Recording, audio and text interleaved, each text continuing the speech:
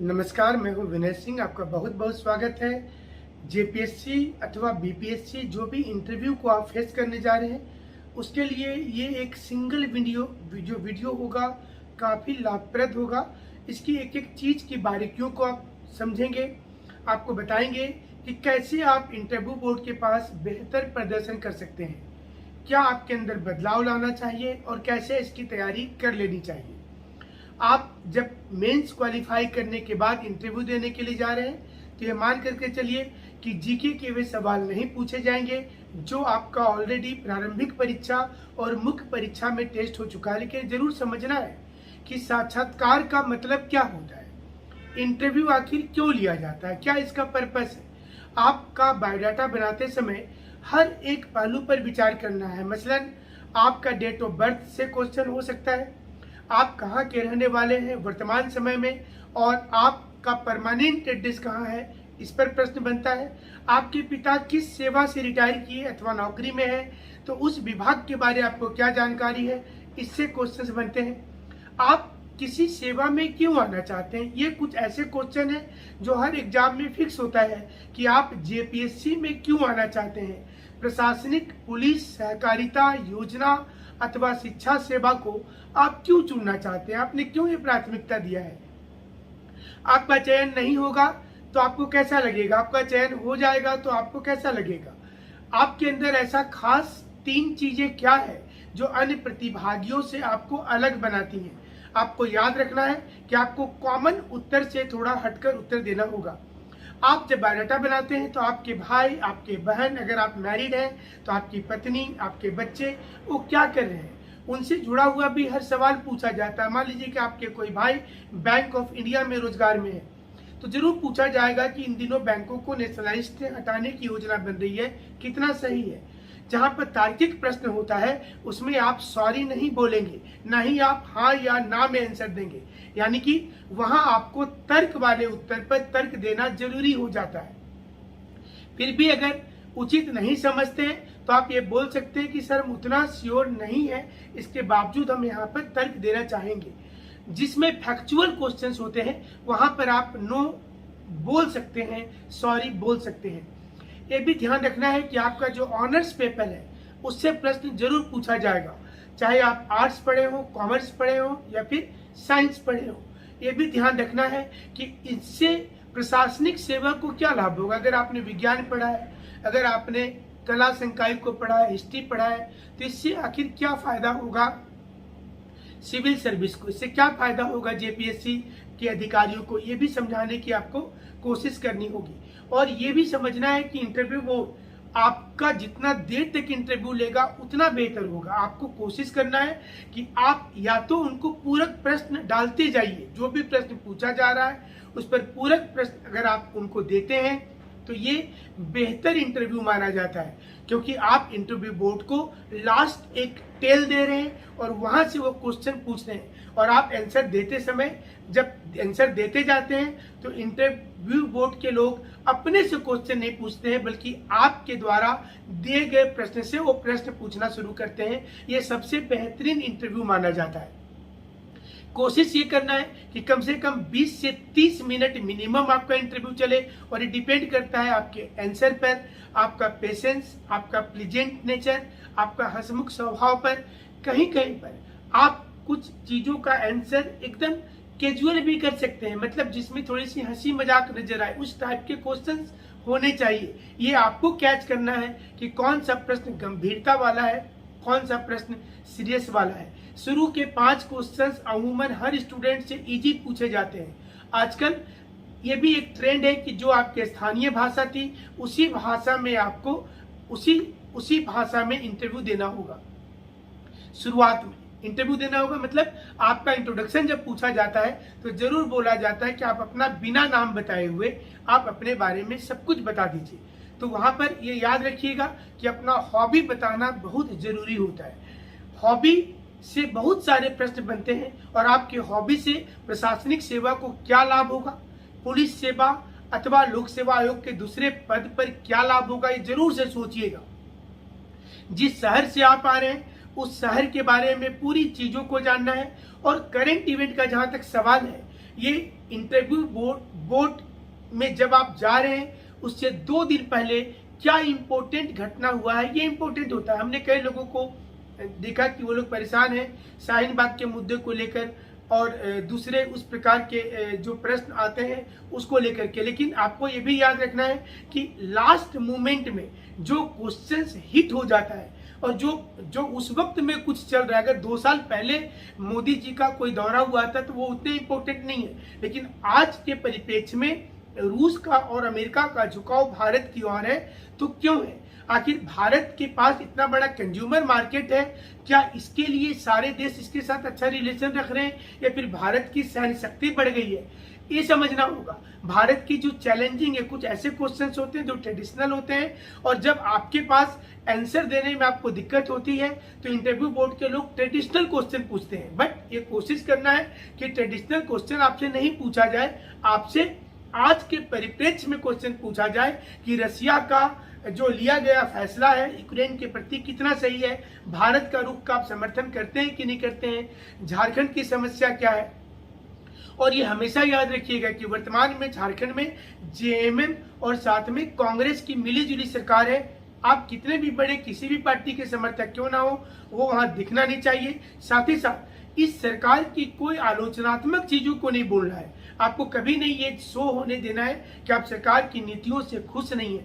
आपको हमेशा बताना है कि सरकार की हर पॉलिसी अच्छी है, सिर्फ इसे रूट में ले जाने की जरूरत है और जिसके लिए आप वहां पर जा रहे हैं। इसके साथ साथ ट्राइबल से जुड़ा हुआ समस्या, संस्कृति, ट्राइबल से जुड़ी हुई कुछ भाषाएं, गोत्र, जिस इलाके से आप जा रहे हैं, मसलन आप साहिबगंज से जा रहे हैं, पलामू से जा रहे हैं, जमशेदपुर, चाईबासा से, तो आपको ये भी ध्यान रखना है कि आपका जो आंसर होगा वहां इस क्षेत्र की जनजातियों की समस्या और उसके सुझाव को लेकर के होगा। जनजातीय परंपरा को कैसे जीवित रखा जाएगा, यहाँ पर भाषा विवाद क्यों जन्म ले लेता है, आखिर इसका सॉल्यूशन क्या है। आपको प्रॉब्लम नहीं क्रिएट करना है, आपको ये बताना है कि हर चीज का सॉल्यूशन आपके पास में क्या होगा।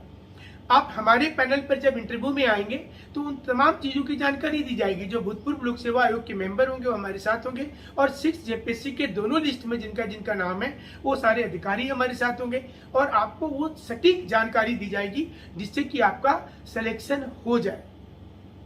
लेकिन एक बार फिर से आपको बता दें कि आपका जो बायोडाटा बनाएंगे उसमें हर कुछ जानकारी देना है। जिस नौकरी से आप आ रहे हैं इसमें वो बहुत इंपॉर्टेंट है, उससे संबंधित चीजों को आपको पूछा जाएगा। ये पूछा जाएगा कि इसको छोड़कर के आप इसमें क्यों आना चाहते हैं। जेपीएससी के विवाद भी आपसे पूछे जा सकते हैं, जेपीएससी की कहाँ पर तारीफ करनी है, कहाँ पर सॉल्यूशन के लिए बताना है, कहाँ पर सुधार की जरूरत है, ये भी बताना है। मतलब ऐसा भी आंख मूंद करके आंसर नहीं देना है कि कोई गलत चीज में भी आप सब में हाँ हाँ बोल दीजिए। भारत सरकार की भी नीति और झारखंड सरकार की पॉलिसी को कैसे कोरिलेट करेंगे, कैसे दोनों को ज्वाइंट होकर चलाएंगे। आपको समझना है कि आप एक अधिकारी बनने के बाद, वीडियो बनने के बाद जब कार्यालय और दफ्तर में बैठेंगे तो आपका पहला एम क्या होगा कि आप लोगों का मदद करने के लिए गए हैं, आप गुड गवर्नेंस के लिए आए हैं। लोक प्रशासन का पहला चीज होता है बेहतर शासन व्यवस्था। बेहतर शासन व्यवस्था का अर्थ क्या हुआ कि गवर्नमेंट की जितनी पॉलिसी हो रही है ये पहले जनता को पता चले और पता चलने के बाद रूट तक पहुंचे। जिस विभाग में आप हैं आपको उस विभाग के बारे में बताना है। मसलन अगर आप रजिस्ट्रार सेवा में जाना चाहते हैं तो आपको ये बताना है कि जमीन से जुड़ा हुआ समस्या मूल समस्या है पूरे भारत में और लोग केस मुकदमे में उलझे रहते हैं। इस क्षेत्र का अगर समाधान हो जाता है तो लोगों को बहुत बड़ी राहत होगी, इसलिए हमने इस सेवा को चुना है। अगर यही उत्तर शिक्षा सेवा में देना हो तो आपको बताना है कि शिक्षा कहीं किसी भी देश की प्रगति में शिक्षा का मूल योगदान होता है और सब कुछ शिक्षा पर ही डिपेंड करता है। क्योंकि अगर आप किसी व्यक्ति को बुद्धिमान बना देते हैं, शैक्षणिक रूप से योग्य बना देते हैं तो ऐसे में वो व्यक्ति अपने पैरों पर खड़ा हो जाता है और ये किसी देश के विकास में सबसे आगे की चीजें होती हैं। आप यहाँ पर इजराइल, जापान और चीन के साथ तुलनात्मक अध्ययन करके बता सकते हैं कि जहाँ पर टेक्निकल स्किल को सबसे ज्यादा महत्व दिया जाता है, यही कारण है कि आज वर्ल्ड में इनके सामान की डिमांड है और हर कोई अच्छा इनकम कर पाता है। अगर आपसे प्रशासनिक सेवा के बारे में पूछा जाता है तो आपको ये बताना है कि सरकार की पूरी दारोमदार प्रशासन पर डिपेंड करता है। आप गुड गवर्नेंस का मतलब ही होता है रूट लेवल तक जाकर के इम्प्लीमेंट करना चीजों को। किसी व्यक्ति को अपने सरकार पर, अपने समाज पर, न्यायपालिका पर तब भरोसा होगा जब उसको गुड गवर्नेंस समझ में आएगा, जब उसको लगेगा कि आवास योजना का पैसा उन तक पहुंचा है, विधवा पेंशन उन तक पहुंचा है। इसमें जो समस्याएं हैं वो समस्या आपको बताते हुए इसका सॉल्यूशन बताना है कि लोग अवेयर ही नहीं हो पाते हैं। और प्रशासनिक सेवा में सबसे महत्वपूर्ण पद होता है प्रशासन में BDO CO का, क्योंकि यहाँ से ग्रामीण क्षेत्र में, क्योंकि हर किसी का कहना है कि भारत की जनसंख्या गांव में रहती है, तो अगर हम गांव का विकास करेंगे तो ऑटोमेटिक देश का विकास होगा। और आज अगर आप देखेंगे तो हमारे देश की जो प्रधानमंत्री की सारी योजनाएं हैं और मुख्यमंत्री की सारी योजनाएं हैं वो पंचायत लेवल पर है। जाहिर सी चीज है कि झारखंड में पंचायत चुनाव होना है तो आपसे जरूर पूछा जाएगा क्वेश्चन कि मुखिया के अधिकार कितने हैं, सरपंच के अधिकार कितने हैं, पंचायत चुनाव का मतलब क्या होता है, क्या ये एक पार्लियामेंट के जैसी होती है, ग्राम सभा क्या है, पंचायत समिति क्या है, जिला परिषद क्या है। और आपका जो परंपरागत हमारे जनजातीय क्षेत्रों में जो पेशा कानून होता है, जनजातीय क्षेत्र में जो पंचायत होती है, और खाप पंचायत से जोड़ा जाएगा कि कहीं कहीं पर पंचायत के फैसले गलत होते हैं, ये कैसे सुधरने चाहिए।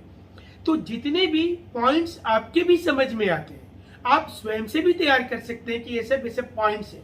बहुत ज्यादा इसमें परेशान नहीं होना है। आप कहीं पर भी 2 से 4 मॉक टेस्ट देते हैं, हमें लगता है कि सफिशिएंट है ये, क्योंकि आपको एक बार आंसर देना और 2 बार में हेजिटेशन खत्म हो जाएगा। इसलिए आप पहले अपने अंदर कॉन्फिडेंस लाएंगे और एकदम से पहला दिन जब इंटरव्यू देने के लिए आप जा रहे हैं तो नया कपड़ा पहन के मत जाइएगा, 1-2 बार उसको जरूर से यूज कर लीजिएगा। और जब आप एंट्री करेंगे तो सबसे पहले महिला मेंबर को अभिवादन करेंगे और उसके बाद पुरुष मेंबर को एक साथ करेंगे, फिर बैठने के लिए बोला जाएगा तब बैठना है। पीछे होते समय पहले 2 स्टेप फ्रंट से पीछे जाएंगे, मतलब डायरेक्ट टर्न नहीं लेंगे और फिर आपको जाना है। एंट्री करते समय नॉक करके आएंगे। ये भी ध्यान रखना है कि कितने तारीख को आपका इंटरव्यू है, आपका रोल नंबर क्या है, प्रारंभिक परीक्षा में आपका सेंटर कहाँ पड़ा था, किस डिस्ट्रिक्ट से आप रहने वाले हैं। तो ऐसे क्वेश्चन, आज दिन कौन सा है, अचानक से क्वेश्चन पूछ दिया जाता है और ये नर्वसनेस के समय लोग थोड़े से कंफ्यूज हो जाते हैं। जब आपसे पूछा जाता है कि अच्छा कौन महीना है, तो ऐसे ना मतलब थोड़ी सी मजाक के लहजे में लोग पूछते हैं। एकदम आपको आराम से और बिंदास होकर के बोलने का है, मतलब ऐसा भी नहीं कि आप एकदम से हाथ रख करके फोटो खिंचाने पुराने जमाने टाइप का बैठे हुए, नहीं, आप आराम से, बॉडी लैंग्वेज एकदम पॉजिटिव हो, प्लीजेंट, चेहरे पे मुस्कान हो, और साथ में जहां उत्तर नहीं जानते वहां पर डिप्लोमेसी रखना है कि सर ये कभी भी क्रिटिसाइज मत कीजिए सरकार का। आप वहां बोलिएगा सर, वो कितने भी इंटरव्यू बोर्ड के लोग आपको फंसाने का काम करें, आपको इरिटेट करें, बट आपको बोलना है कि नहीं सर ये ज्यादा उचित होगा। मतलब आपको हमेशा डिप्लोमेसी वाला उत्तर होगा। मॉब लिचिंग से क्वेश्चन आ सकता है, विधानसभा में जो नया कानून आया उससे आ सकता है, जो रिसेंट चीजें झारखंड में हो रही हैं, झारखंड के स्पोर्ट्स से क्वेश्चन आ सकते हैं, जिनको अवार्ड मिला है झारखंड में उनसे क्वेश्चन हो सकते हैं। तो आपको ये ध्यान रखना है कि इंटरव्यू बोर्ड में जो लोग बैठे हुए हैं वो हर चीज के अलग अलग एक्सपर्ट हैं और आप ओवरऑल एक्सपर्ट हैं, मतलब आप भी कोई कमजोर नहीं है और आपको सभी लोगों को संतुष्ट भी करना है। तो एक तो आप आगे की ओर हल्का सा झुक करके रहे, पूरे पीछे तन करके नहीं बैठे। दूसरा कि जब आप आंसर दें तो सभी के आई कांटेक्ट में हो, ना कि सिर्फ हमने क्वेश्चन पूछा है तो सिर्फ हमको देखिए, नहीं, आप सभी को देखें। जब भले क्वेश्चन हम पूछ लें बट उत्तर देते समय हर किसी के आंख में आंख डाल करके जो बोलते हैं ना बात करना, तो उत्तर देते समय पोलाइटनेस नजर आनी चाहिए। और आपको साइकोलॉजिस्ट भी बैठते हैं परीक्षा में, वहां बोर्ड में, तो ये भी ध्यान रखना है कि आपके हर हाव भाव, कोई लोगों का हमने देखा इंटरव्यू बोर्ड में कि उनका पैर कांपते रहता है या कोई किसी का हाथ ऐसे ऐसे करते रहता है, तो आपको एकदम नॉर्मल, आपको एकदम से वो हेजिटेशन हटा देना है। और ये कैसे होगा, आप घर में फिलहाल के लिए जब आपके घर में जो ग्लास लगा हुआ है वहां पर आप स्वयं से एंट्री करें। घर में आप अपने जो भाई बहन है उनको बैठा दीजिए बोर्ड मेंबर में, कॉमन चीज सीरियस होकर के आप वो तैयारी कर सकते हैं। और हमारे बोर्ड में जब आइएगा तो आपकी एक अच्छी इंटरव्यू से शुरुआत होगी। और जो बोला जाता है कि morning says about the day, तो आपका कॉन्फिडेंस लेवल अप चला जाएगा। क्योंकि बोर्ड मेंबर जो हमारे हैं उसमें कई लोक सेवा आयोग के भूतपूर्व मेंबर है, सारे अधिकारी हैं और हम खुद रहेंगे पैनल में। जो पूर्व में भी कई लोगों को आपने देखा होगा हमारा सेशन अगर इंटरव्यू बोर्ड का, तो आपके लिए बहुत गोल्डन अपॉर्चुनिटी है कि एक बार मौका मिला है तो उसको मतलब पार कर जाना है। यही सोचना है कि हमारे लिए ये लास्ट अटेम्प्ट था, भले आप फर्स्ट अटेम्प्ट में पास किए हैं, हमारे पास कोई दूसरा विकल्प नहीं है, भले आपके पास कोई रोजगार है। तो जब आप डू और डाई की सिचुएशन पर आएंगे गांधी जी को लेकर के, और जैसे हमने गांधी जी का जिक्र कर दिया तो गांधी जी से सवाल पूछ दिया जाएगा। मतलब ऐसा इंटरव्यू बोर्ड होते हैं, वो बहुत प्यारे होते हैं, मतलब आपके साथ एकदम फ्रेंडली रहेंगे। कभी मत सोचिएगा कि आपका वो दुश्मन है, कि वो पड़ोसी था, गोतिया था, कि जो आपका जमीन का लड़ाई चल रहा था। नहीं, वो आपका एक टैलेंट देख रहे, पर्सनालिटी देख रहे, वो देख रहे कि इसके अंदर कॉन्फिडेंस कितना है और कितना सुलझा हुआ है, मतलब इसके आंसर में कितनी पॉजिटिवनेस है, कितना उलझन है। आपने बीटेक किया तो इरिटेट नहीं होना है, आपको ये नहीं सोचना है कि नहीं पिताजी बोले थे तो कर लिए। आप साइंस पढ़े हैं तो साइंस से प्रशासन को क्या लाभ होगा, तो आपके पास उत्तर होना चाहिए। आप नेट सर्फिंग करते हैं तो उससे हमें क्या लाभ है, आपके पास उत्तर होना चाहिए। तो आप कोई भी पढ़ाई की है, आपको ये नहीं बोलना है कि सर हमको तो पता ही नहीं था, हमने पढ़ लिया, बस हमने एमएससी कर लिया, पीएचडी कर लिया और फिर इधर मौका मिला इधर आ गया, कल मौका मिल रहा है तो वहां चले जा रहे हैं, ये नहीं बोलना है। उनको ये लगना चाहिए कि ये जो कैंडिडेट है ये सिर्फ हमारे बारे में सोच रहा है, ये सोच रहा है कि हम झारखंड लोक सेवा आयोग पर, मतलब पूरे पृथ्वी पर सबसे ज्यादा विश्वास इसी पे करता है। भले आपके नजर में वो कुछ भी रहे, बट आपको ये शो करना है। और इंटरव्यू बोर्ड के लोगों को जब लगता है कि नहीं ये व्यक्ति इसलिए नहीं आ रहा कि इसको नौकरी पक्का चाहिए, बाकी जगह में हटा दिया जाएगा, सोशल सर्विस करना है तो बोलेंगे आप जाकर के पढ़ाइए कहीं सोशल सर्विस, आर्मी में चले जाइए। तो आपके पास सटीक उत्तर होना चाहिए। आप इनको नहीं बोलना कि जॉब सिक्योरिटी है यहाँ इसलिए हम आना चाह रहे हैं, हमें पता है कि पावर है, स्टेटस इसलिए आना चाह रहे। नो, आपके आंसर में टू दी पॉइंट वो चीजें होनी चाहिए जो वो चाह रहे हैं। जैसे आप देखिएगा कभी कभी किसी से क्वेश्चन पूछते हैं ना, तो जब आप पूछते हैं और सामने वाला आंसर देता है तो आप जो चाहते हैं आप वही आंसर चाहते हैं। मतलब आपके दिल में जो है आप सोचते हैं कि बंदा जो है ये वही आंसर दे दे, और वो अगर बोल भी रहा है सही, वही उत्तर एग्जैक्ट नहीं बोल रहा तो आप बोलते नहीं नहीं सही नहीं है। तो उसी प्रकार से बोर्ड में जो लोग बैठे होते हैं उनके दिल की आवाज को आप कैसे समझेंगे? आप आंसर देते समय उनका बॉडी लैंग्वेज, माउथ एक्सप्रेशन, इससे बहुत कुछ अंदाज हो जाता है। तो आपका इंटरव्यू तब बहुत बेहतर होगा और आप निश्चित रूप से फर्स्ट अटेम्प्ट में निकाल लेंगे। और अच्छा स्कोर किसको बोलते हैं? जेपीएससी में अगर आप 70 से ऊपर ला रहे हैं, देखिए अगर आप 70 से नीचे चले गए, 60s में है, 50s में चले गए तो बहुत खराब मानते हैं हम उसको। 60 to 70 है, एवरेज है। 70 प्लस में आप जा रहे हैं, इसका मतलब है कि आपका ठीक ठाक हो रहा है। और 80 से ऊपर चले गए तो मतलब सुपर से भी ऊपर हो गया आपके स्कोर। और वो 5 नंबर बहुत मायने करेगा। वो जो 5 नंबर होता है ना, वो इम्पोर्टेंट होता है। तो कभी कभी तो स्टूडेंट्स को हमने देखा कि वो जाते जाते लड़खड़ा जाते। कभी ऐसा होता है कि आप चले गए इंटरव्यू बोर्ड के पास में और आप 11 बजे से बैठे, आपके 4 बज गया, तो उसमें बहुत टेंशन हो जाता है। बच्चों को कपड़ा उपड़ा पहन के बैठे हुए फ्रस्ट्रेशन में है, जो बाहर निकल रहा है उससे पूछ रहे हैं। लेकिन ये सोचिएगा जो बाहर निकल रहे जिससे पूछ रहे हो आंसर वहां पे पूरे क्वेश्चंस पलट दिया जाता है। और कभी कभी थोड़ी सी यहाँ पर लक क्या है, यहाँ पर लक है, बोर्ड में सबका नेचर एक जैसा नहीं होता है।